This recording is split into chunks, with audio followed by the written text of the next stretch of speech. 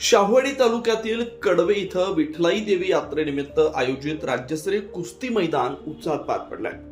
माजी आमदार सत्यजित पाटील सरोडकर यांच्या हस्ते उद्घाटन झालेल्या या मैदानानं सुरुवातीपासूनच कुस्ती शौकीनांचं लक्ष वेधून घेतलं। पहिल्या क्रमांकाच्या प्रमुख लढतीत डबल महाराष्ट्र केसरी पैलवान हर्षवर्धन सदगे यांनी पंजाब केसरी पैलवान गोगी याच्यावर घिस्सा डावा टाकत चितपट विजय मिळवला।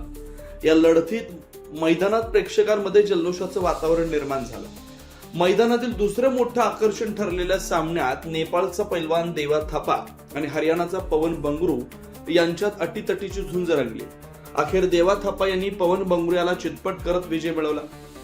दुसऱ्या क्रमांकाच्या कुस्तीत पुण्याचा धनाजी कोळी आणि कर्नाटक केसरी 2026 चे कमलेश पाटील यांच्यातील सामना बरोबरीत सोडवण्यात आला।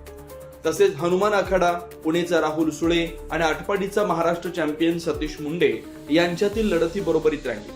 चौथ्या क्रमांकाच्या कुस्तीत कुमार पाटील आणि ऋतुराज पाटील यांच्यात सामना अपेक्षित होता, मात्र एका पैलवानाच्या अनुपस्थितीमुळे दुसऱ्या पैलवानाला विजयी घोषित करण्यात आला। या मैदानात कडवे गावासह तालुक्यातील विविध भागातील पैलवानांनी सहभाग नोंदवला।